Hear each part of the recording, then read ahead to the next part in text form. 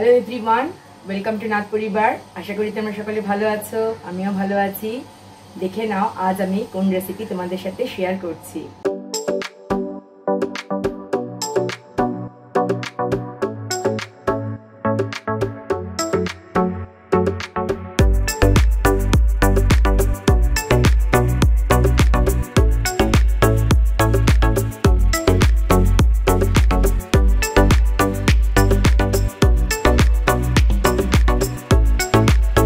আজ আমি তোমাদের সাথে শেয়ার করছি রাঙা আলুর জিলিপির রেসিপি। দেখতেও যেমন সুন্দর, খেতেও কিন্তু অসাধারণ। এখন শীতের দিন এসে গেছে, তো নানা ধরনের পিঠে পায়েস খেতে ভালো লাগে, আর এই সময় রাঙা আলুটা পাওয়া যায়। তো সেই কারণেই আজ আমি তোমাদের সাথে এই রেসিপিটা শেয়ার করছি। 4টে রাঙা আলু নিয়ে নিয়েছি। রাঙা আলুগুলো ধুয়ে আমি সেদ্ধ করে নেব প্রেসার কুকারে। ইচ্ছে করলে তোমরা খোসা শুদ্ধ সেদ্ধ করতে পারো, আবার খোসা ছাড়িয়েও সেদ্ধ করতে পারো। আমি ধুয়ে খোসা শুদ্ধ সেদ্ধ করে তারপর তোমাদেরকে দেখাচ্ছি। রাঙা আলুগুলো সেদ্ধ করা হয়ে গেছে, এবার আমি খোসা ছাড়িয়ে নেব। আলুর থেকে খোসা ছাড়ানো হয়ে গেছে, এবার ইচ্ছে করলে তোমরা গ্রেট করে নিতে পারো, তবে আমি গ্রেট করছি না, আমি একটা চামচের সাহায্যে ম্যাশ করে নিচ্ছি। যেহেতু খুব ভালো সেদ্ধ হয়েছে, দেখেই বুঝতে পারছো একদম গলে গেছে। খুব ভালো করে ম্যাশ করতে হবে যেন কোথাও কোনো ডেলা পাকিয়ে না থাকে। তো এইভাবে বাকি আলুগুলো ম্যাশ করে তারপর আমি আসছি ফিরে। চামচ দিয়ে খুব ভালোভাবে রাঙা আলুগুলো আমি ম্যাশ করে নিয়েছি। এবার একে একে ইনগ্রেডিয়েন্টস আমি এর মধ্যে অ্যাড করে দেব। প্রথমে আমি এর মধ্যে দিচ্ছি 1 টেবিল স্পুন সুজি, 2 টেবিল স্পুন দেব ময়দা, দিয়ে দিচ্ছি হাফ টেবিল স্পুন ঘি, দিয়ে দিচ্ছি এর মধ্যে ছোট এলাচ, একটু ম্যাশ করে দিয়েছি। ইচ্ছে করলে তোমরা এলাচগুলো দিতে পারো।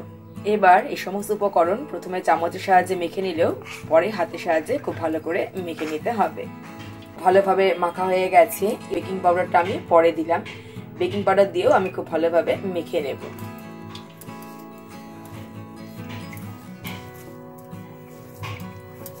মাখাটা একটু নরম নরম হবে, তাতে ভয় পাওয়ার কিছু নেই।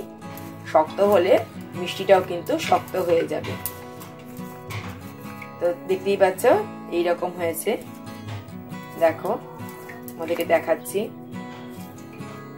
হাতে কিন্তু লাগছে না, তবে একদমই সফট। কেমন বসে যাচ্ছে। তো ঠিক এইরকম হবে। জিলিপির সফটনেসটা কিন্তু এই মাখাটার উপরেই ডিপেন্ড করছে। খুব ভালোভাবে তোমরা ডোটা মেখে নেবে।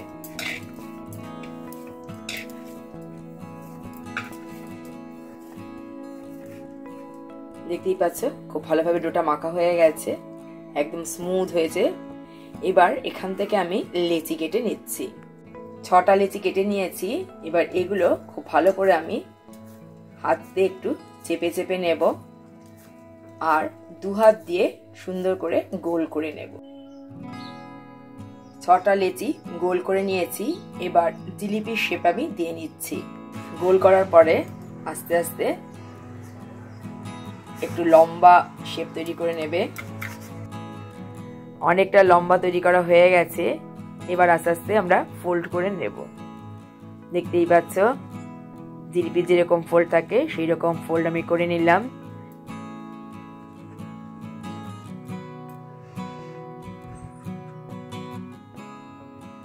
দেখতেই পাচ্ছ কত সুন্দর হয়েছে জিলিপির শেপ। এইভাবে সবগুলো তৈরি করে তারপর আমি তোমাদেরকে দেখাচ্ছি। সবগুলো জিলিপি তৈরি করা হয়ে গেছে। এবার আমরা ফ্রাই করে নেব। কড়াইতে দিয়ে দিয়েছি সাদা তেল। তেলটা গরম হয়ে গেছে। এবার এর মধ্যে দিয়ে দিচ্ছি একটা একটা করে ভাজা। গ্যাসের ফ্লেম থাকবে মিডিয়াম টু লোতে। হাই ফ্লেমে কিন্তু ভাজা যাবে না, তাহলে খুব তাড়াতাড়ি পুড়ে যাবে, আর সেক্ষেত্রে ভেতরটা কিন্তু কাঁচা থেকে যাবে। সবগুলো জিলিপি দিয়ে দিয়েছি তেলের মধ্যে, একদিকে ভাজা হচ্ছে। এবার আমরা অন্য দিকে বসিয়ে দেব চিনির রস বা শিরা। এইদিকে আর একটা কড়াইয়ের মধ্যে আমি দিয়ে দিচ্ছি 1/4 কাপ চিনি, হাফ কাপ জল, 2টো এলাচ ফাটিয়ে দিয়ে দিয়েছি, গ্যাসের ফ্লেম রয়েছে মিডিয়াম টু লোতে। যতক্ষণ চিনিটা মেল্ট না হচ্ছে ততক্ষণ ধরে এটা হবে। এদিকে দেখো একদিকটা কিন্তু খুব ভালোভাবে ফ্রাই হয়ে গেছে। এবার আমরা উল্টে দিচ্ছি। সবগুলো উল্টে দিয়েছি, আরো লাল লাল করে ভাজতে হবে। দু পিঠই খুব লাল লাল করে ভাজা হয়ে গেছে, দেখতেই পাচ্ছ। এবার আমি এগুলো তুলে দিয়ে দেব রসের মধ্যে, কারণ ইতিমধ্যে কিন্তু রসও তৈরি হয়ে গেছে। এই পাচ্ছ চিনির রস ফুটছে। এবার আমি এর মধ্যে দিয়ে দেব ভেজে রাখা রাঙা আলুর জিলিপি। এইরকম হয়েছে ভাজাটা। এবার আমি দিয়ে দিচ্ছি রসের মধ্যে, একটু উল্টে দিচ্ছি।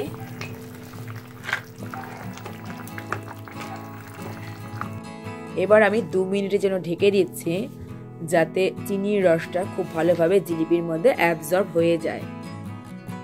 এখন আমি তোমাদেরকে 2 মিনিট পরে দেখাচ্ছি। দেখো কত সুন্দর হয়েছে জিলিপিগুলো দেখতে। আর আগেই বলেছি যে এগুলো কিন্তু খেতেও অসাধারণ, একদম যেন মনে হচ্ছে দোকান থেকে কিনে আনা হয়েছে। একটা প্লেটের মধ্যে আমি সার্ভ করে দিয়েছি রাঙা আলুর জিলিপি।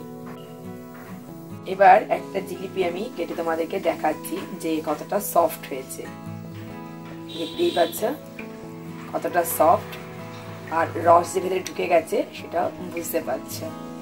সফটনেস দেখে বুঝতেই পারছো যে খুব ভালোভাবে রসটা অ্যাবজর্ব করে গেছে। আর যত বেশি সময় রসের মধ্যে রাখা হবে আরো বেশি সফট হয়ে যাবে। ভালো করে বোঝানোর জন্য এবার আমি হাতে তুলে তোমাদেরকে দেখিয়ে দিচ্ছি। দেখো এইরকম হয়েছে, কতটা সফট হয়েছে ভেতরটা, দেখে নিশ্চয়ই বুঝতে পারছো। আর রসও কিন্তু খুব ভালো ঢুকে গেছে। ভিডিওটা প্রথম থেকে শেষ পর্যন্ত দেখার জন্য অসংখ্য ধন্যবাদ। আশা করি আজকের ভিডিওটা সকলেরই ভালো লেগেছে। তাহলে আজ এই পর্যন্তই, দেখা হবে আবার নেক্সট ভিডিওতে। ততক্ষণ পর্যন্ত তোমরা সকলে ভালো থেকো। টাটা।